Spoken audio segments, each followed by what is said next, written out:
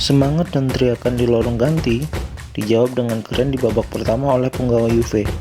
Tetapi sedikit kelengahan dan berkurangnya intensitas serangan membuat semua itu jadi buyar. Juve dan Roma harus puas berbagi satu angka dengan masing-masing melesakkan satu gol. Sebuah kerugian bagi Juve.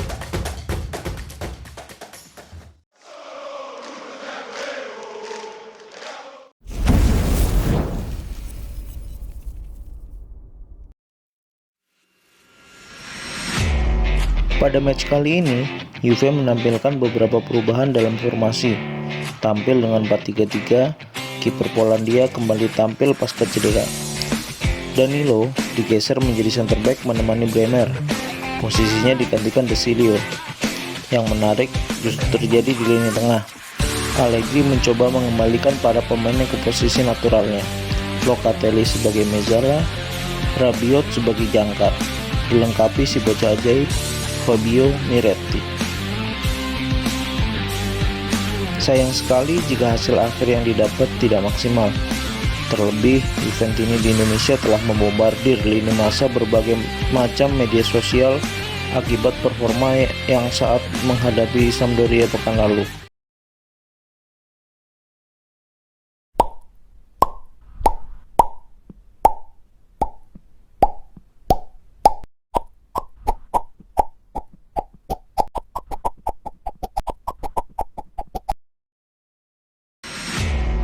Saya tidak tahu bagaimana reaksi Juventini di negara lain. Apakah sama seperti di Indonesia atau tidak? Bagi teman yang merasa tahu, komen ya teman-teman. Apa yang ditampilkan di babak pertama melawan Roma, ini sungguh bukan tampilan yang Allegri banget. Juve terlihat galak, agresif, dan kreatif. Gol cepat di menit-menit awal pertandingan juga membuat semua nampak berjalan lancar. Kita bisa lihat bagaimana Rabiot dengan gagah sebagai jangkar permainan. Bisa kita rasakan juga betapa kelas dunianya Locatelli jika tampil sebagai Mezzala. Yang lebih mengembirakan lagi, tentu saja performa si bocah ajaib Fabio Miretti. Saya merasakan setiap sentuhan dan pergerakannya bisa memberikan dampak yang sangat berbahaya bagi pertahanan Roma. Mungkin agak lebay ya jika saya sebut kali ini Juve telah menemukan berlian yang baru dalam diri Fabio Miretti. Sebuah kelengahan kecil berjamaah membuat keindahan-keindahan tadi yang saya sebutkan sirna. Kenapa saya sebut berjamaah? Karena beberapa pemain Juve harus bertanggung jawab di dalam momen kebobolan ini. Sebut saja Alexandro yang membiarkan Dybala memberikan umpan akrobatik. Kemudian ada De Sciglio yang lalai menjaga Temi. Sang kiper, Szczęsny, pun wajib disalahkan. Bisa-bisanya dia membiarkan Temi yang punya postur tinggi dimarking oleh De Sciglio yang tingginya lumayan jauh di bawah Temi. Hal ini diperparah dengan pengambilan keputusan Tek untuk tidak memotong bola, malah memilih menunggu di garis gawang. Saya akan menyebut nama yang seringkali dicemooh oleh para fans, yakni Adrien Rabiot. Tapi sungguh kali ini dia tampil hebat sebagai jangkar. Bahkan level permainan Juve seketika jauh menurun saat dia diganti keluar karena cedera. Sementara Zakaria yang menggantikannya justru sibuk dengan dribble bola daripada build up serangan lewat pinpoint pass dari belakang.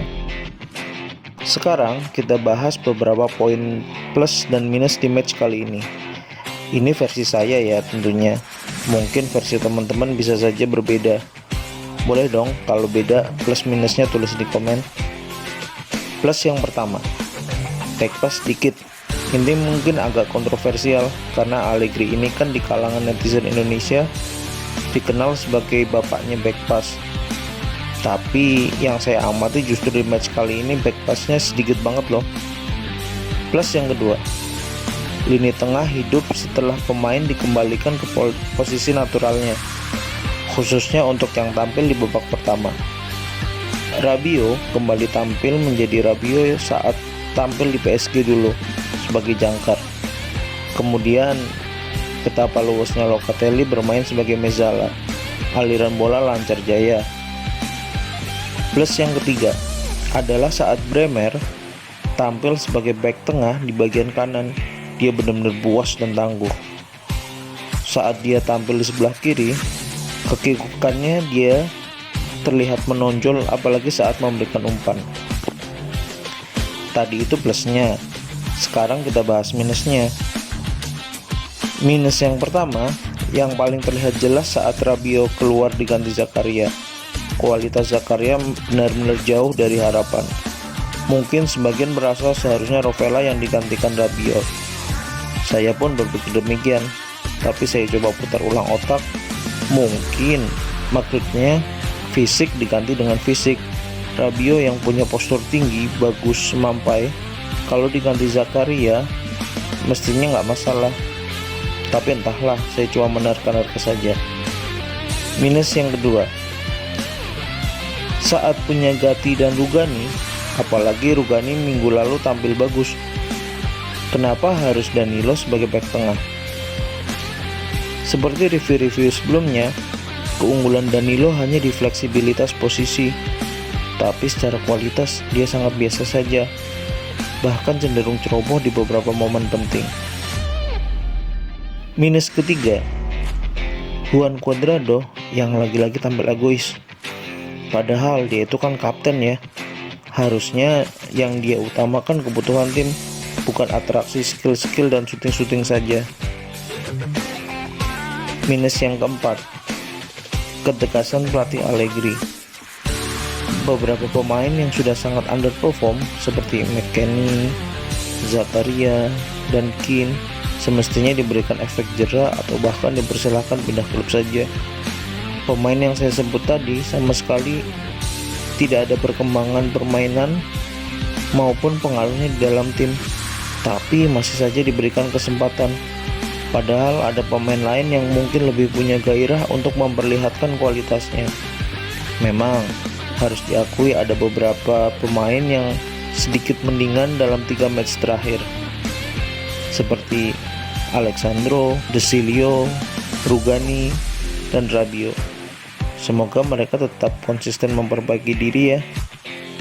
Minus yang terakhir, apalagi kalau bukan keputusan memainkan Szczęsny lagi.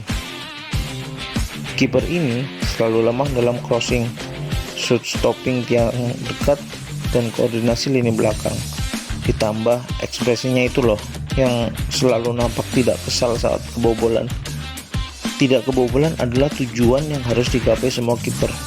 Bagaimana bisa kiper yang tidak punya gairah seperti itu malah dijadikan kiper utama? Jangankan kiper, saya yang cuma penonton layar kaca dan mencoba jadi pundit abal-abal saja selalu kesal saat Juve kebobolan. Jangankan kebobolan saat tidak menang, saat menang tapi kebobolan pun tetap ada rasa kesal yang luar biasa yang saya rasakan.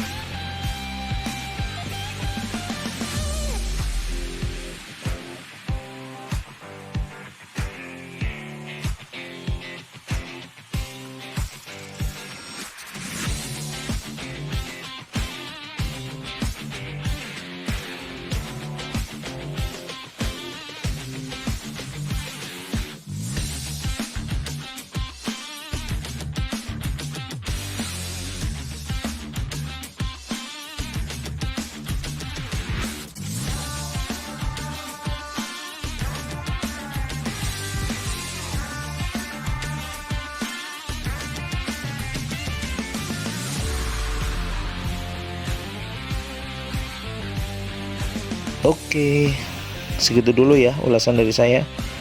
Tetap selalu dukung Juve teman-teman Juventini. Stop bullying, stop caci maki, stop olok-olok.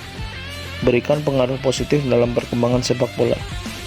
Bijaklah dalam penggunaan media sosial. Arrivederci e grazie. Fino alla fine, Forza Juve.